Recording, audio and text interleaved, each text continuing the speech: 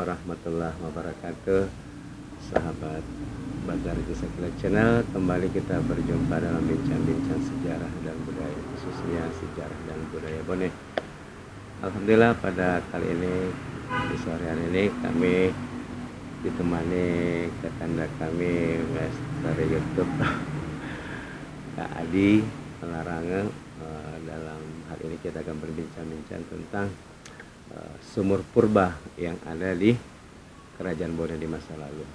Nah, pada saat ini kami berada di salah satu lokasi sumur purba Bone, yakni Bubung Lagaruang, di mana sumur ini atau bubung ini merupakan sumur tua yang ada di Kerajaan Bone di masa lalu, yang diyakini penuh mistik, walaupun sumur ini tidak termasuk dalam sumur Arajang atau sumur Alikekeng di Kerajaan Bone. Assalamualaikum warahmatullahi wabarakatuh. Waalaikumsalam warahmatullahi wabarakatuh. Kalau saya berada di sumur ini, saya sebenarnya kembali bernostalgia pada masa saya sekolah. Karena saya sekolah yang di atas, pernah sekolah di atas sana itu di SD Impres 6/75 Bukaka. Jadi banyak cerita yang kami dengar pada saat saya sekolah di situ.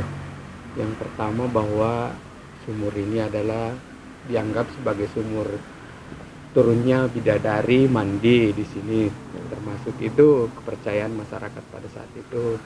Yang kedua memang waktu itu memang tidak seperti ini keadaannya. Waktu itu saya SD kelas 1 atau SD kelas 2 ya, saya sekolah di sini.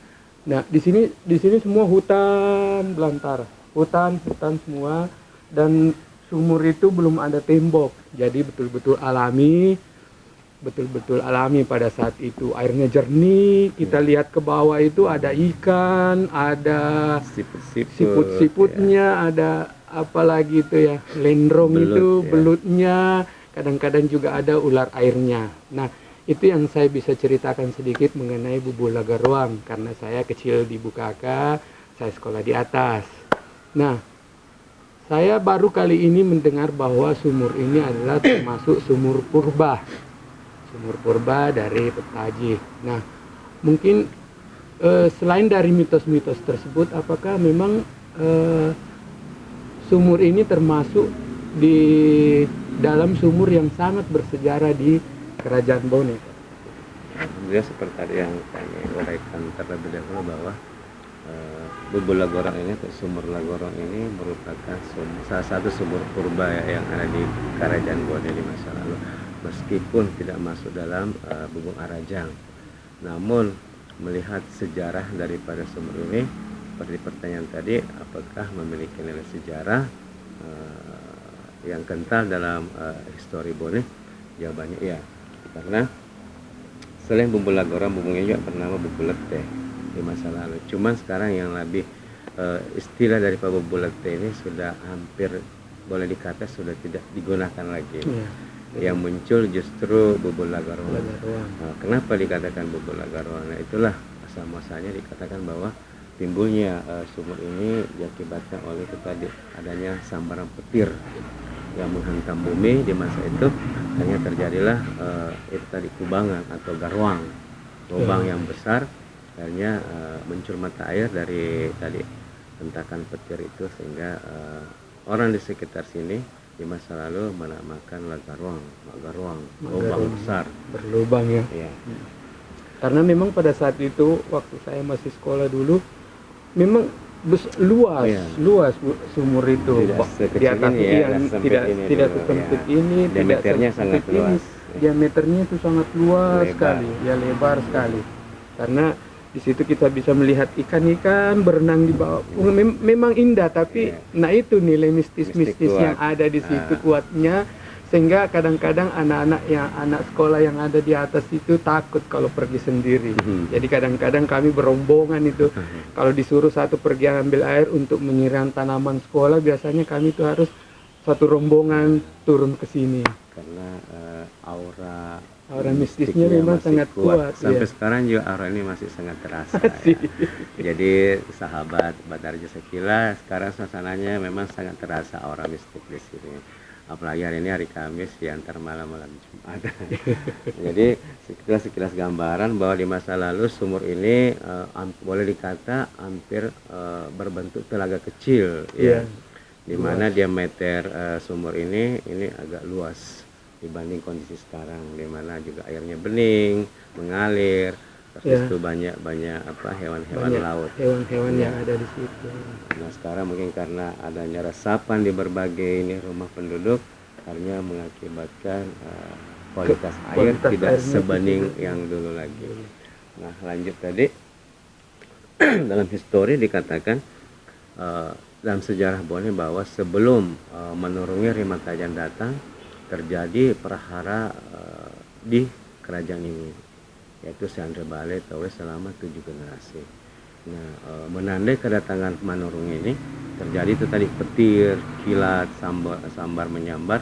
Mungkin di masa itu juga di periode itulah salah satu petir yang dikisahkan itu, mungkin itulah salah satu yang menghantam daerah ini sehingga terjadilah munculnya sumur ini, kubangan itu. Nah, pada waktu itu muncullah Pacilau Manurunge Ribu Kata. Jadi cikal bakal daripada di sini itulah tadi muncullah Pacilau, di mana Pacilau ini pemanurung pertama yang ada di daerah sini dan dianggap oleh Matua Pitu waktu itu beserta rakyatnya, inilah pemanurung yang kita tunggu-tunggu. Nah, Matua Pitu tadi ini datang ke sini Ribu Kata ini memohon kepada Pacilau Allah merupa lau namai namu tudangi tudangamu na iko kuang elo mukwa ada mutung. Wahai yang mulia, datanglah ke kemari menduduki singgasanamu, hendak mula jua yang berkata akan menurut. Namun dijawab oleh Pacilau bahwa teniak mutajenge iya cilau mak, bukan saya yang kau tunggu, bukan saya yang kau nantikan, aku cuma pengawal. Nah itulah ya. Nah kebenaran singkat cerita, setelah itu muncul Manurung Rimatajan.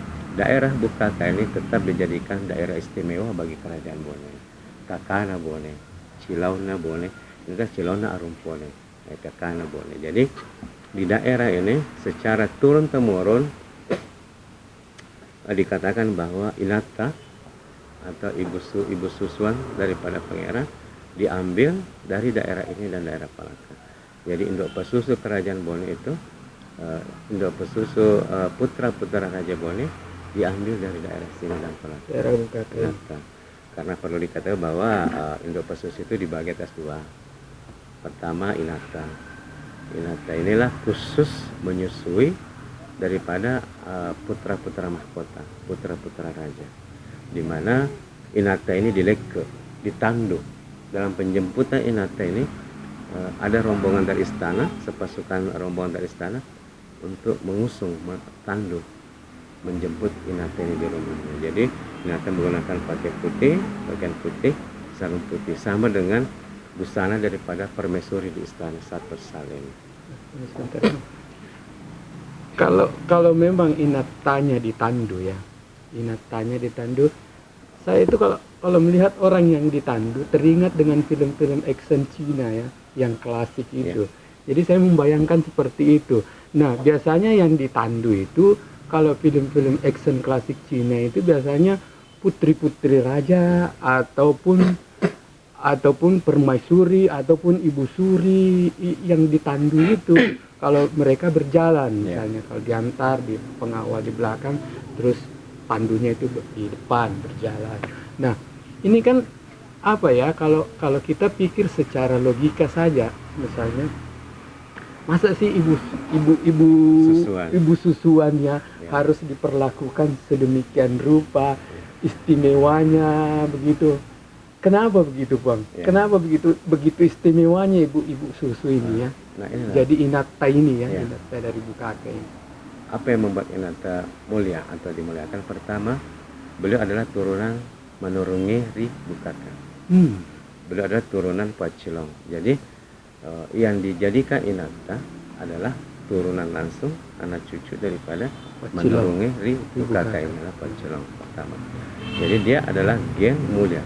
Sehingga Arumpone tidak menginginkan putra putrinya disusukan oleh terah yang beliau tidak tahu kemuliaannya. Nah, sementara kemuliaan terah daripada Pacilong atau menurungi Ribukaka ini sudah jelas karena merupakan cilong atau pendahulu daripada Tomanurung Rimakajang. Itu pertama. Yang kedua, posisi Ibu Suri Ibu Susi adalah pengganti permaisuri dalam menyapi putra putri raja. Nah, otomatis sang raja yang menginginkan nutrisi terbaik dari putranya dipilihlah ibu-ibu Suswan yang memiliki itu tadi gen-gen yang baik, karakteristik yang luar biasa. Jadi sejak dulu itu kerajaan Bono sudah tahu apa yang namanya bibit, bobot, bebek. Betul. Dan Ya. itu sudah action, bukan cuma di teori. sudah action, Kita sudah ya. action di Sudah bibit, action bobot, pada dan saat bebek itu. tadi. Jadi sejak awal kelahiran putra-putri raja dipilihkanlah tadi Ibu Suswang yang memang tangguh. Tangguh bagaimana? Cerdas, cantik, memiliki terah yang bagus, mulia, dan sehat.